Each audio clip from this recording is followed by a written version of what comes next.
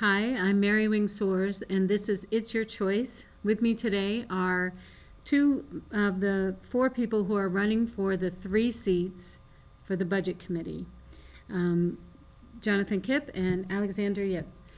And I'm excited that the two of you were able to join me today. Thank you. At the onset, I'd like to give you the opportunity to introduce yourself to the audience and let them know why you're running.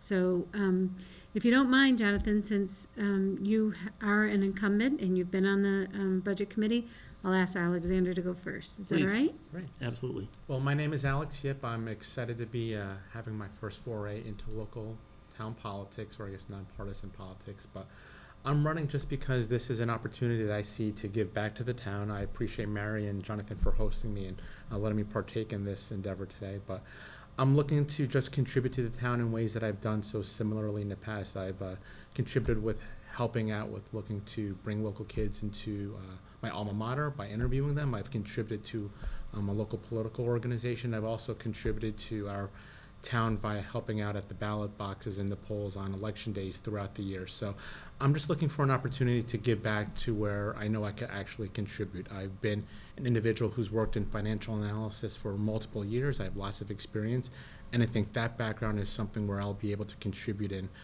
add to where there's already been a lot of great support and help from people like Jonathan in the past, and I think I'll be able to contribute more moving forward by adding some fresh ideas and new ideas and bringing some new change to the organization. I know a lot of people have been concerned with what's gone on recently, and I think that's why someone like myself is running to bring the new perspective to the organization. Okay, so, and you know what, gentlemen, before we started, I should have let you know that there are 3 cameras in the room, and we're really not concerned about which camera. There's no lights on the camera, so we don't Okay. know which one we're talking to. So we're just talking to each other. Okay, great. Okay, and the cameras will take care of what the cameras take care of. I appreciate that. Sure. This is all new to me. So. I know, and I apologize for not letting you know before No we problem. started the whole thing. So Jonathan, please introduce yourself and let us know why you're running. Will do. And first of all, thank you for hosting us here. I think this is a great opportunity for those of us who are running to share some of our information with the community and with the taxpayers. And I'm very glad to see numerous candidates this year. I think it's great that we can get people involved in our community. My name is Jonathan Kipp, and as Mary said, I'm on the Budget Committee now. I'm an incumbent, and I'm now running for a 3-year seat starting next year. And it's been a very interesting and educational experience for me to serve. But I feel very gratified by the work that we get to do as the Budget Committee. As I think most people in town know, the Budget Committee is in a unique opportunity to work with both the town and the school district.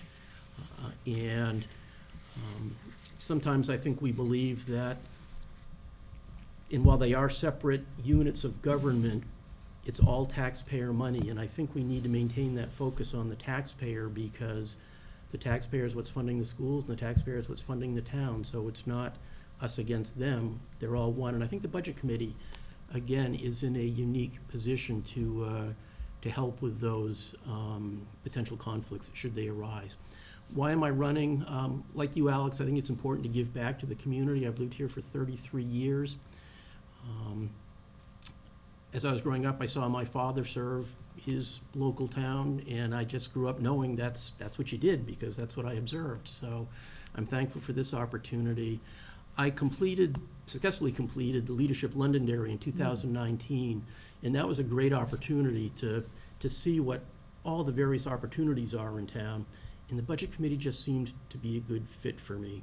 I was an operations manager for just before I retired, and have worked with large budgets, have helped to run an organization, and volunteered typically in the financial side with other nonprofits, church groups. So I think that's where my education and my expertise best fit is the Budget Committee. So that's why I'm choosing to run again and hoping to be elected. Well, thank you so much, and thank you for your service for this past year. One of the things that you had said, Alexander, was that... Oh, please, Alex. And is it Alex? Yeah, Okay. please. All For right. both of us. I mean, I think we're all friends here. I'm sure you would attest it's a thankless job. So, I mean, we can all be friends here. I don't think if anyone beats me or you're an enemy or this, I mean, if you guys win, great. So, please, Alex. Well, I'm not running, so Well, I won't I know win. you're not running, but for Jonathan and Steve and Jen, where they are. Sure. One of the things you had mentioned in your opening statement was that you see some problems What kind of problems would you like, do you see, and how would you, what would your solutions be? I wouldn't say truthfully that the problems, I think, like we just mentioned, I think we're in an unenviable spot in the budget committee because no matter what you do, it'll always be scrutinized. So I think it's not so much problems, but truthfully opportunities for improvement.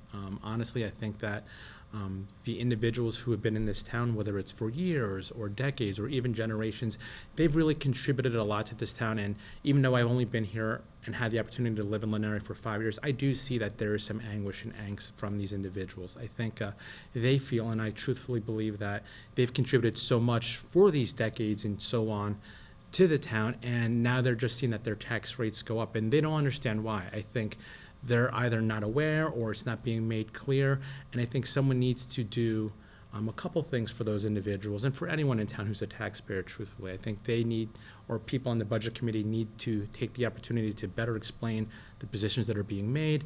They need to do a bit more outreach, and it could be just a situation where I'm not privy to all the things that are being done. But I know the town manager and John Farrell took the opportunity of the past year or so, and they're looking to do so more, but to go out to certain individual groups and to reach out to them to explain what's gone on, why they're seeing what they're seeing. And I think that's something that I'd like to do from an opportunity for improvement for the budget committee, is take that step to go out into the public, maybe meet with certain senior groups and say, hey, this is what we're looking at, this is what's going on, maybe some of the people in the town side of things, in the school. And then I think, and you look at the political climate, there's a lot that's been done to be more transparent. I think that's something similarly so that the budget committee could do as well. I think Twitter is a great tool when there's no late night tweets or anything of that sort. But I think if we were to use that operation and explain just people to people, why we're doing what we're doing, or provide them the opportunity to ask questions, make it more accessible than the local access TV and just the few venues that we have. But I think the more we can bring people in, like myself, into the fray to contribute their voices and their opinions, I think that's the understanding that people need, and that'll help really, calm people down with a lot of the anguish that's being seen. And it might not solve everything, but I think the better understanding is one of the key things we could do to improve things. So, Jonathan, you've gone through a budget presentation process. Do you think that it is done well, or do you think it could be improved, the way that both the town and the school present their budgets? Well, that's a loaded question. I think everybody who's serving is doing their absolute best. So it was done effectively this year, yes. I will say, though, that if elected next year, I would like to work with the budget committee, and maybe we could work with the school board and the town council starting far earlier in the budget process. I know they start. I think it's probably a 12-month effort for both groups. However, I think if the budget committee is involved earlier to share our thoughts, I don't want to say expectations, because as I think the taxpayers know, we are advisory only, so we don't set any policy. We just simply provide, I think, a taxpayer's perspective to both the town council and the school board and the administrators who prepare the budgets. However, by being involved earlier, I think we might avoid what to some may appear to be just last-minute minor changes to the budgets and then a vote, thumbs up or thumbs down. Let's approach these budgets together so that I think it could just be a smoother process. So you'd like to see, for example, on the school side, that the superintendent budget is the same budget that the school board adopts, because they would have already been vetted through the process of the advice of the budget committee at the very beginning. Is that what you're saying? Not I mean, would you exactly. be working with the school or with the school board? Because and again, it's also the town manager and all of their departments that are creating all of their own individual budgets and presenting them to the town manager to present to the town council. So it is like a three-pronged process before it even gets to the voter. So how could you see that made more effective, or, In no way am I suggesting that the budget committee work with the superintendent and the school board. The old saying, we don't want to see how the sausage is made. I think from a broader view, a more general view, we as the members of the Budget Committee collectively might be able to share our expectations or share our thoughts on where the budget might come in as presented by the superintendent to the school board. That would be up to the administration and the school board to determine where that money is actually allocated. I don't think that's the Budget Committee's job. However, if they start with a default budget and build up year to year to year, the budgets will only continue to increase. So, and I'm just making this up as an example. This may not be actually how it happens, but the Budget Committee, for example, might say, let's start with a 10% reduction in the default budget and work from there as you build your budget for the year to come. Again, I just made that up. But that's how my thinking is going.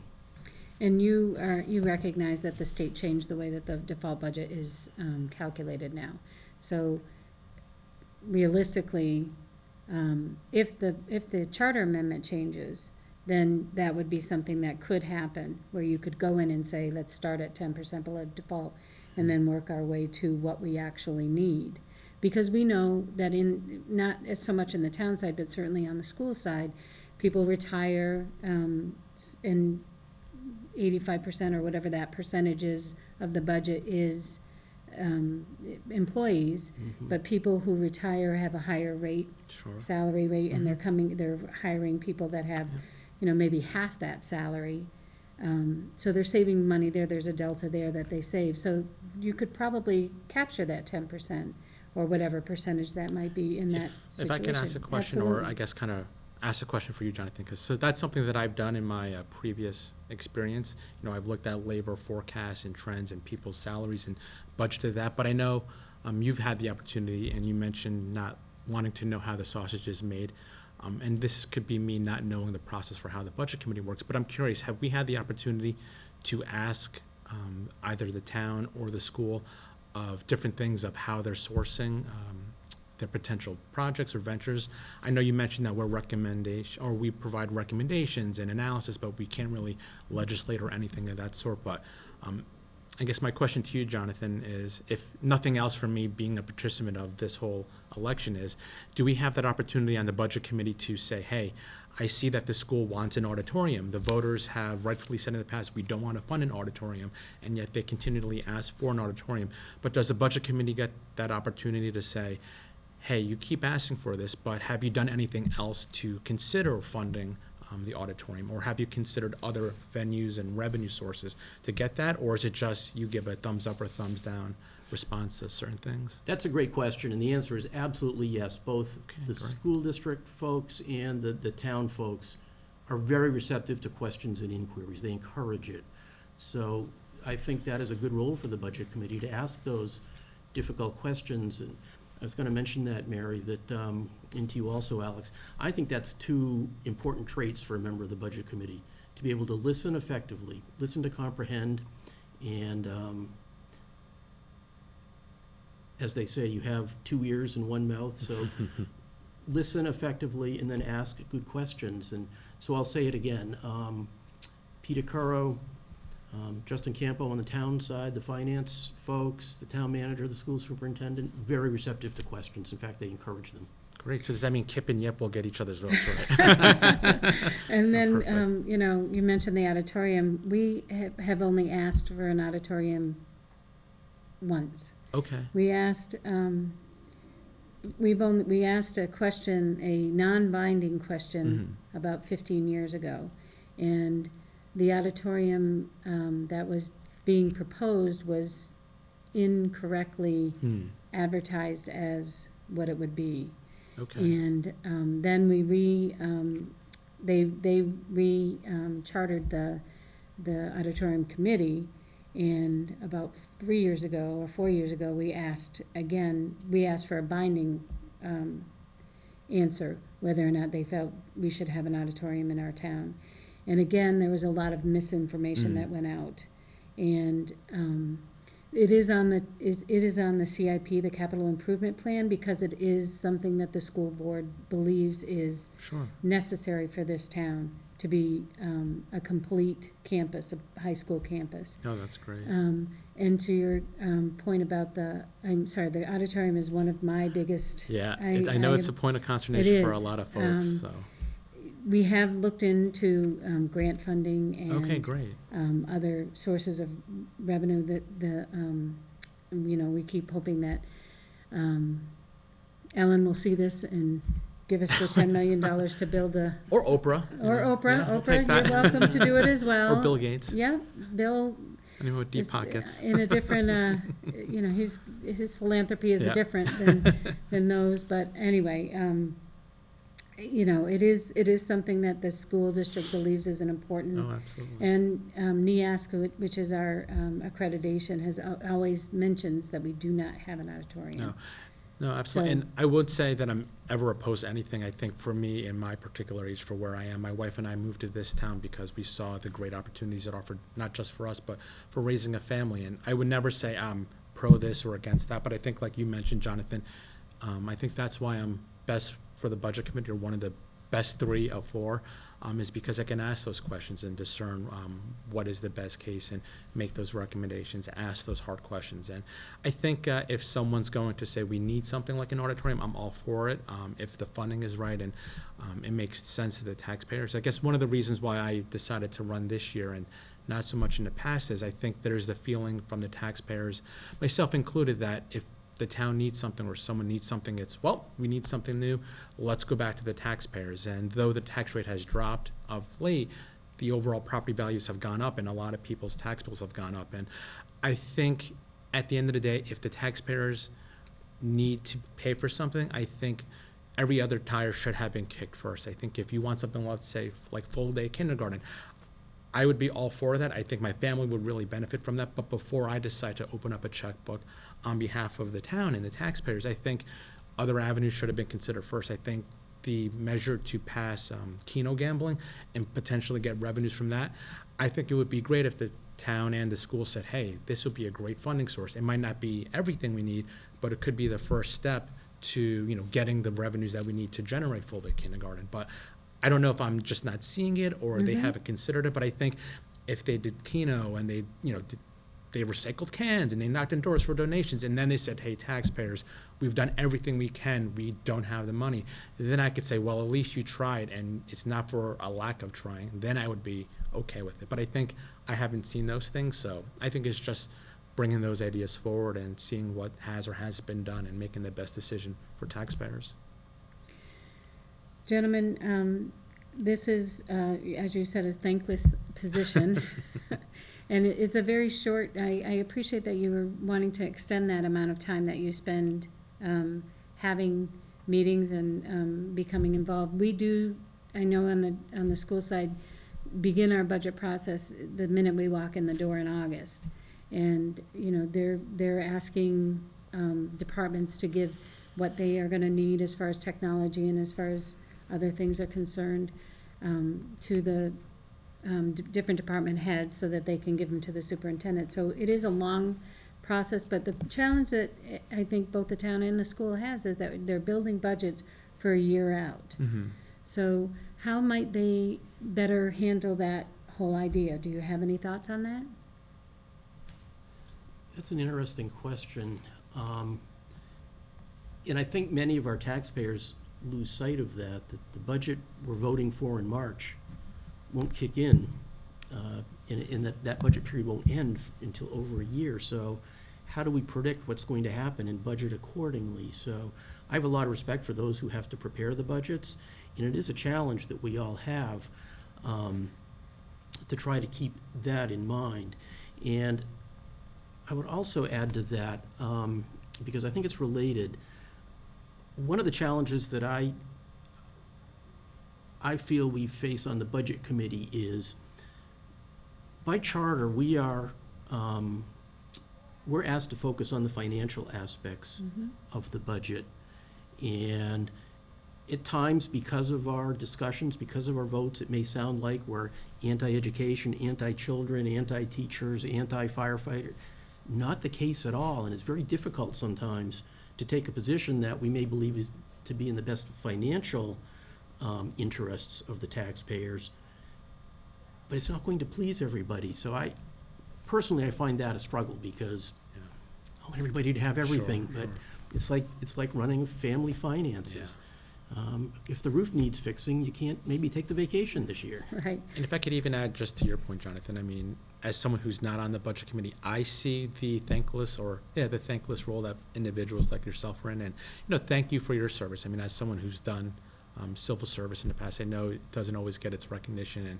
And you bring up a great analogy. I mean, you don't want to not fund education or children or the firefighters or the police, but at the same time, the increase in taxes could be a direct hit to a senior who's struggling to make ends meet and to pay for their home and their property taxes and their medicine that they might need, or a family that's just getting by. I think you mentioned the human element on the town side, but there's also a human element for the increase in potential taxes that might be impacting someone in a negative way. So I think, thank you for making those difficult decisions. I don't think it is said enough for people who do this sort of a role where, you're trying to balance the budgets and please everyone, and you can't, because you cut off your nose and you spite your face, or one way or the other, and it's thankless. So if I don't win, thank you for all your stuff. Do recognize that it doesn't go unnoticed.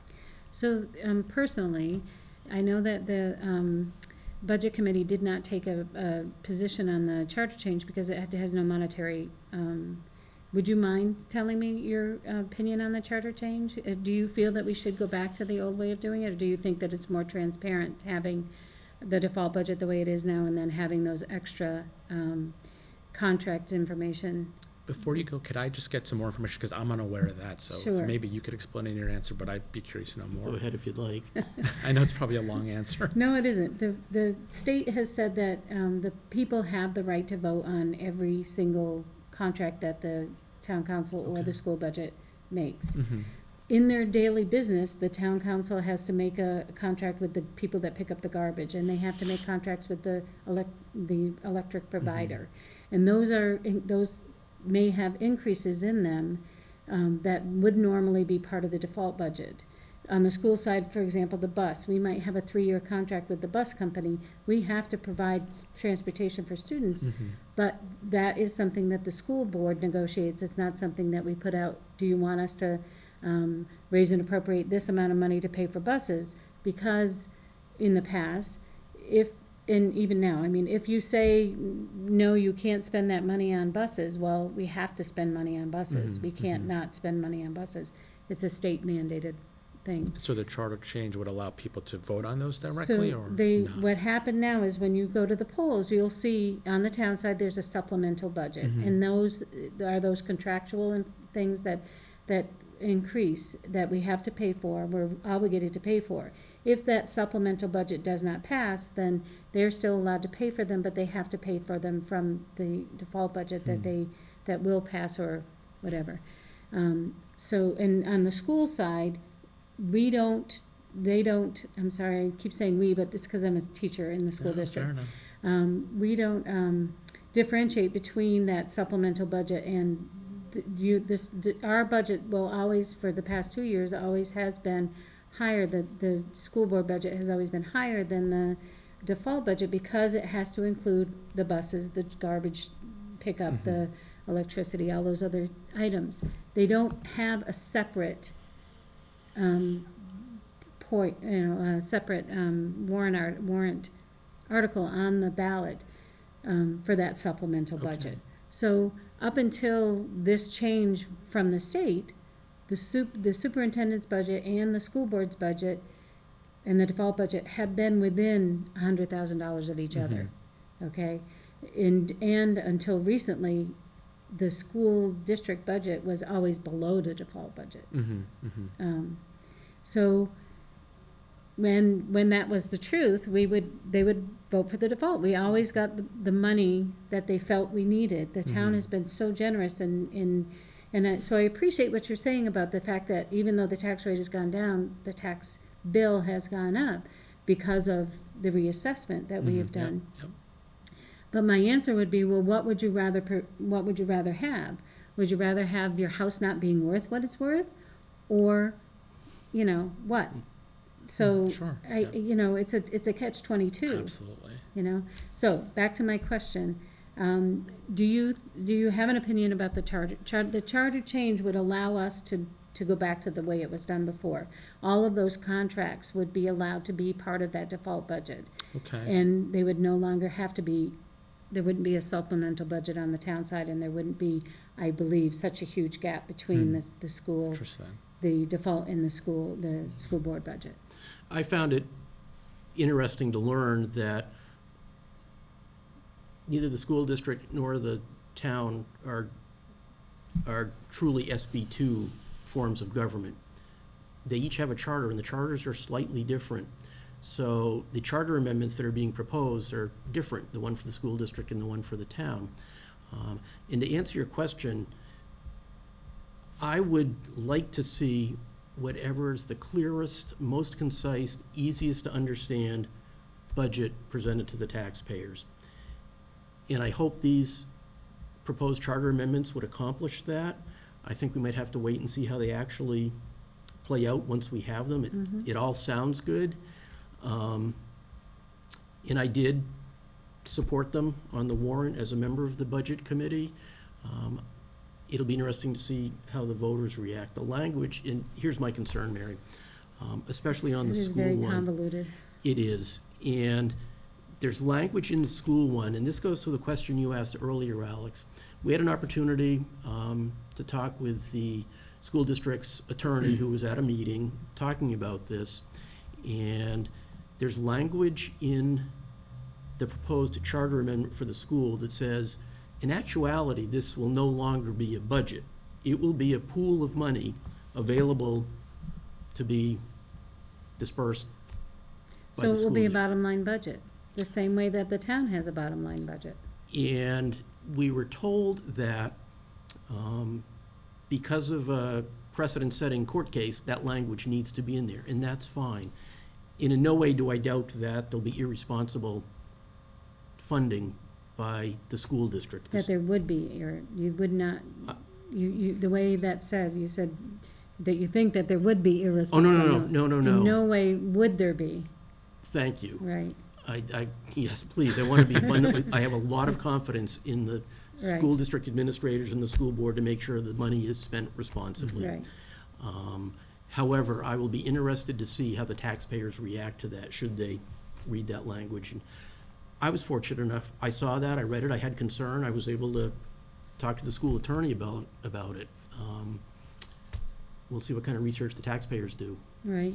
Yeah, and I guess if you're asking the same question to me, I'll have to profess I don't know the changes. I think if there's anything that really stands out from you, Jonathan, to me is that you mentioned just how it seems so convoluted, and I don't know how it is done on the town or the school side, and maybe it's a bit of naivete on my behalf because I don't know or didn't do the research, but it should be a simple matter of, if I'm a taxpayer giving money to so-and-so, you should only be able to spend what you have in front of you. I mean, I don't think if a student can understand or a child couldn't understand, what's going on. I mean, the average taxpayer isn't going to understand all these backroom dealings of how come we're funding for this and we're not seeing that or so on. I mean, I think it should be as simple as, and maybe as transparent as, if you have $1 million, you can only spend $1 million, or we didn't vote for this, so you can't spend it. I just think, and again, maybe I'm just missing something or ignorant on my behalf, and I'll profess that, but I just think it seems to be so much more convoluted than it needs to be. I mean, you mentioned a family at home.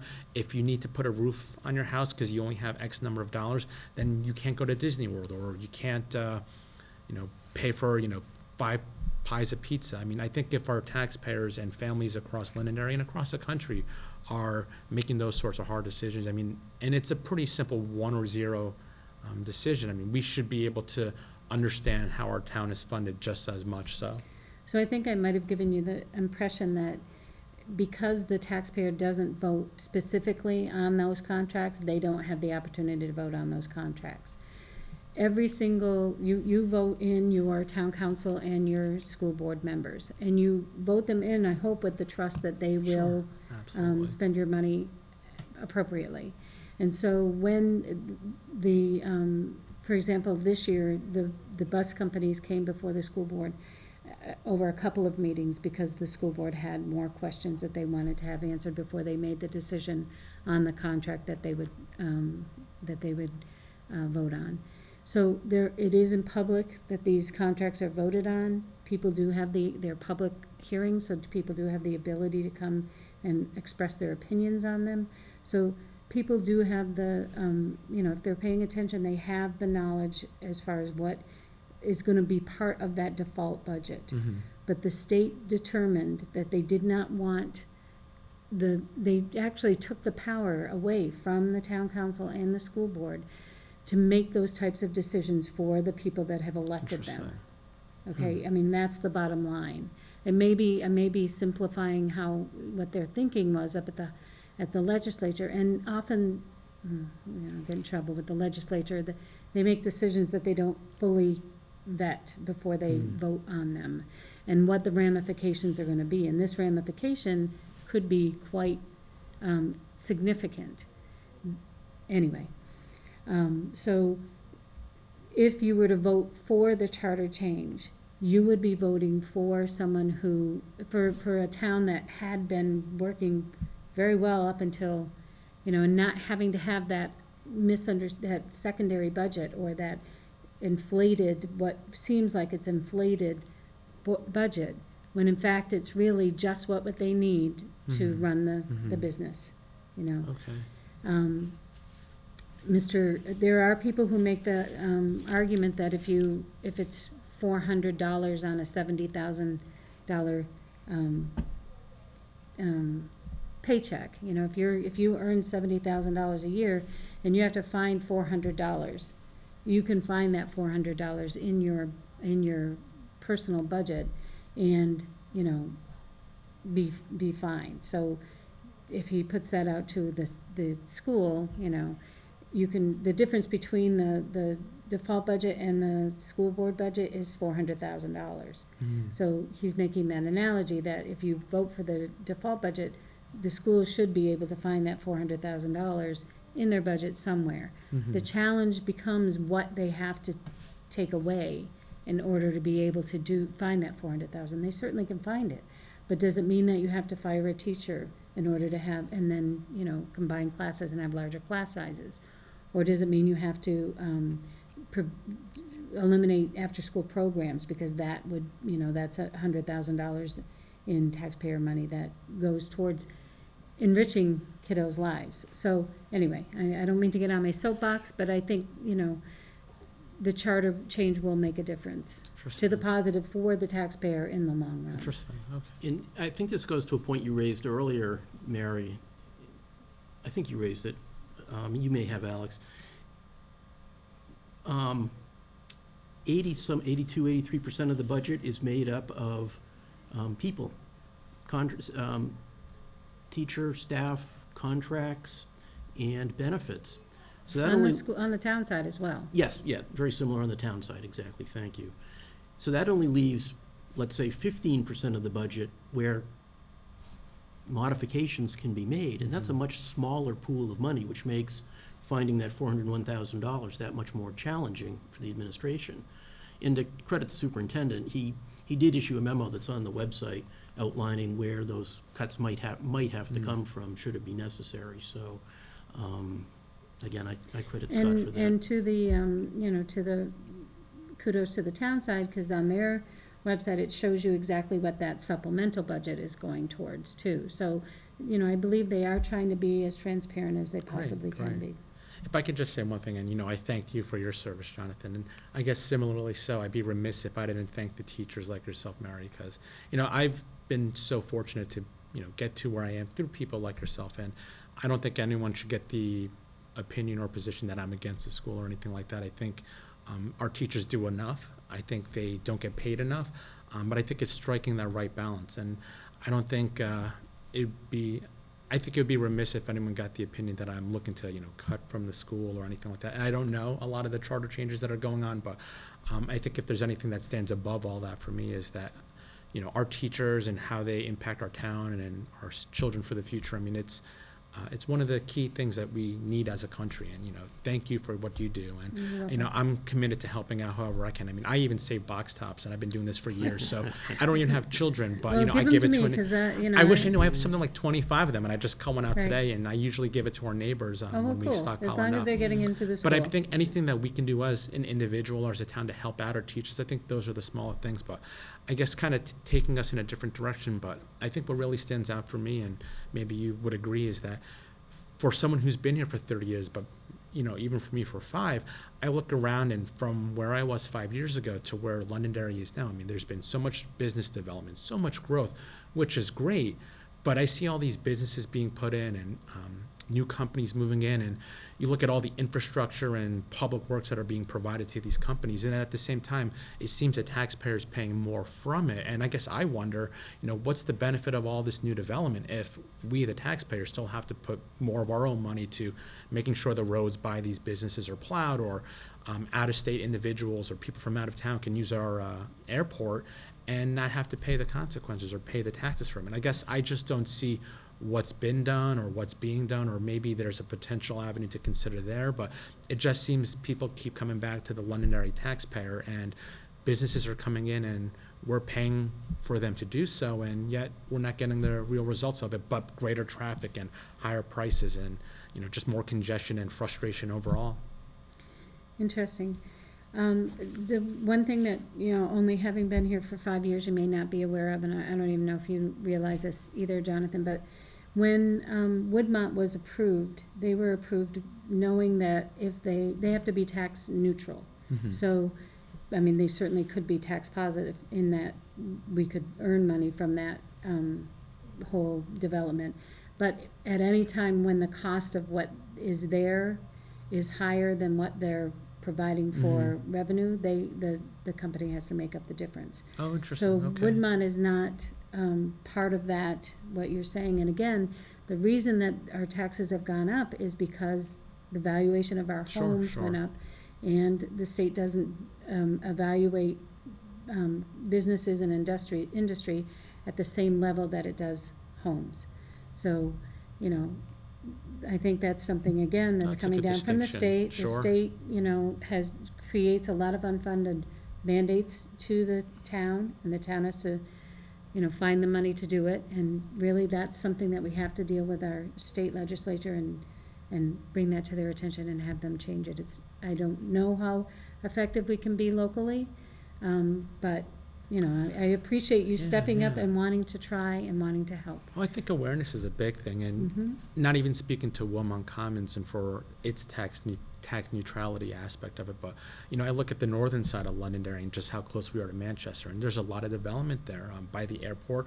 I know that they're looking to expand the facilities that are around there, and I think you're absolutely right. The tax structure is different for those businesses than it is for us as homeowners and people who live here. But that's not to say that these businesses can't contribute to the town. I think maybe take that extra space that they have for foliage and maybe put solar panels there and sell it and pump whatever money they make from there to the town. I mean, something wishful or optimistic like that. But I think that they come to Londonderry, and we appreciate that, and I appreciate the opportunities they provide. But it seems of late it's really become more of a one-way exchange, because I'm sure you have seen it both yourselves. I mean, we allow them to come here, but our roads are more busy.